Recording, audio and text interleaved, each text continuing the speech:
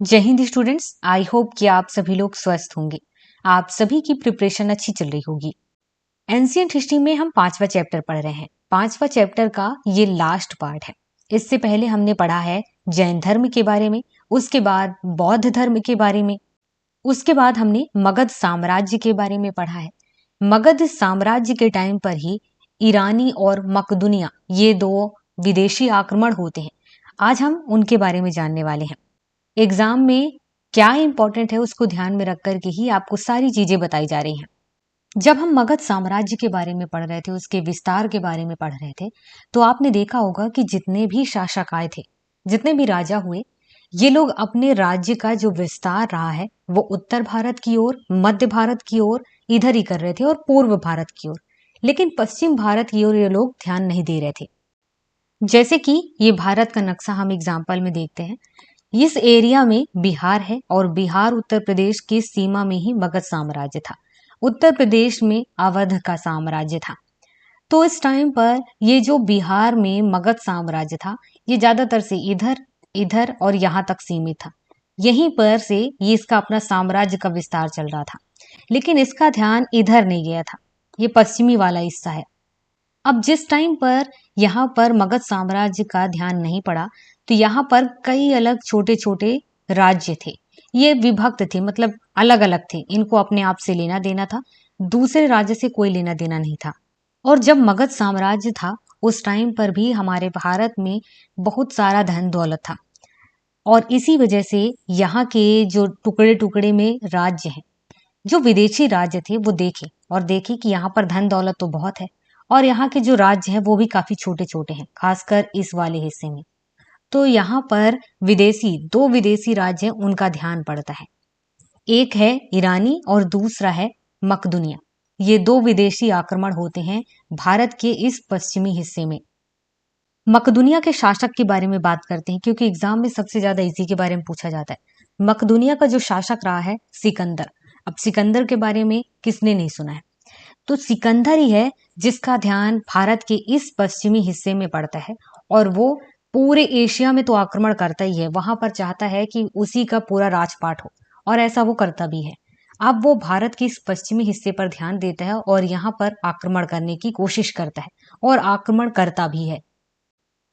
जिस टाइम पर सिकंदर भारत के पश्चिमी हिस्से में आक्रमण करने की सोच रहा होता है, उसी टाइम पर भारत में जैसे कि उस हिस्से में छोटे छोटे राज्य थे, उनमें से सबसे ज्यादा इंपॉर्टेंट या नाम रहता है वो है कंबोज, गांधार और मद्र।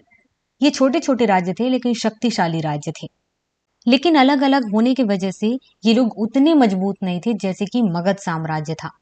सिकंदर जब भारत की ओर बढ़ता है तो वो खैबर दर्रा पार करता है। भारत में पश्चिमी हिस्सा में खैबर दर्रा है और भारत में सिकंदर 326 ईसा पूर्व में आता है और ये लगभग 19 महीने भारत में रहता है।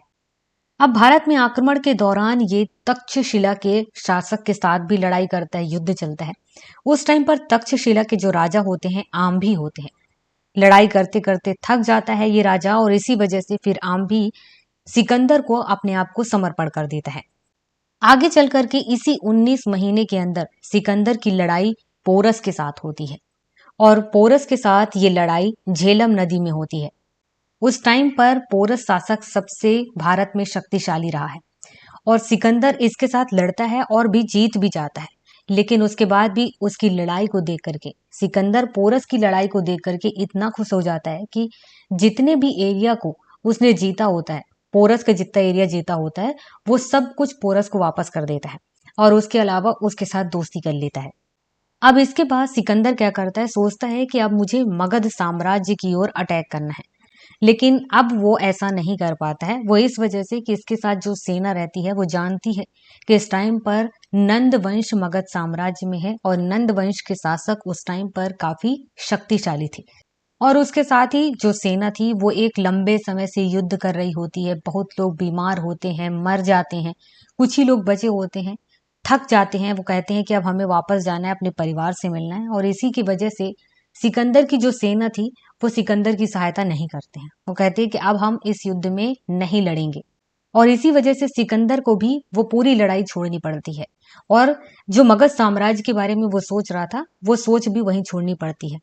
इसी वजह से जब भी आप पढ़ेंगे, लोगों के मुंह से सुनेंगे, तो कहा जाता है कि सिकंदर पूर्वी भारत की जो पूर्वी हिस्सा है वहां पर अपना साम्राज्य का विस्तार करना चाहता था, लेकिन उसका ये सपना अधूरा रह गया। अब जब सिकंदर की सेना उसकी सहायता नहीं करती है, तो वो क्या करता है कि भारत के जितने भी हिस्सा जीते होते हैं उसे 3 पार्ट में बांट देता है और यहाँ की शासन व्यवस्था गवर्नर को दे देता है। 3 गवर्नर लगाता है और तीनों गवर्नर अपने अपने एरिया को सुरक्षित रूप से वहां का शासन संभालते हैं। एग्जाम के बेस पर कुछ फैक्ट हैं जो आपको ध्यान रखना है। आपने प्लेटो का नाम सुना है या नहीं मुझे नहीं पता है, लेकिन जब आप विश्व इतिहास के बारे में पढ़ेंगे, एथिक्स पढ़ेंगे, तो वहां पर प्लेटो का नाम आएगा। तो प्लेटो है, उसके शिष्य होते हैं अरस्तु। अरस्तु एक दार्शनिक होते हैं और अरस्तु के शिष्य हैं सिकंदर। सिकंदर का जन्म 356 ईसा पूर्व में होता है और इसके पिता का नाम फिलिप द्वितीय मकदूनिया का शासक होता है और भारत में ये लगभग 19 महीने रहता है और इसकी मृत्यु लगभग 323 ईसा पूर्व बेबीलोन में होता है। सिकंदर के टाइम पर 3 ऐसे यूनानी लेखक थे जिन्होंने अपनी रचनाएं रची और उसमें सिकंदर के बारे में भी बताया। पहले लेखक हैं अरिस्टोब्यूलस। इन्होंने अपने लेख युद्ध के इतिहास में बताया है सिकंदर के बारे में। ओनोसेक्रिटस, इसने सिकंदर की जीवनी ही लिखी और निर्याकस, ये स्ट्रैबो व एरियन विवरण में सिकंदर के बारे में बताता है। अब हम सिकंदर के आक्रमण के परिणाम या रिजल्ट के बारे में बात करते हैं कि सिकंदर ने भारत में जब अटैक किया, वापस लौट कर जाता है, तो इस दौरान भारत उससे क्या सीखता है या फिर भारत को उससे क्या क्या हानि होती है। जब सिकंदर भारत से युद्ध करके वापस चला जाता है, तो उसके बाद 3 गवर्नर को जितने भी राज्य जीते होते हैं उनको उनके कंट्रोल में देकर चला जाता है। अब जाहिर सी बात है, सिकंदर वहां से बैठे बैठे गवर्नर पर कंट्रोल तो रखेगा ही रखेगा, तो कहीं ना कहीं डायरेक्टली भारत और यूनान के बीच कांटेक्ट बना रहता है। दूसरा ये होता है कि सिकंदर जब आता है, लड़ता है, फिर चला जाता है और ऐसा डायरेक्टली 19 महीने तक चलता है, तो कई सारे स्थल मार्ग और जल मार्ग के द्वार खुल जाते हैं। मतलब ऐसा रास्ता पता चल जाता है और बन भी जाता है। इसके अलावा युद्ध के कारण कुछ कला शैली भी है जो भारत पहुंच आई, जैसे कि गांधार शैली। ये सिकंदर के आक्रमण के टाइम ही भारत में पहुंचा है। अब सिकंदर की वजह से स्थल मार्ग और जल मार्ग दोनों पता चल जाता है कि यहाँ से हम भारत पहुंच सकते हैं। तो यूनान में जितने व्यापारी होते हैं, कलाकार होते हैं, वो लोग भी फिर भारत आते हैं, व्यापार करते हैं। उन लोगों के लिए भी रास्ता मिल जाता है।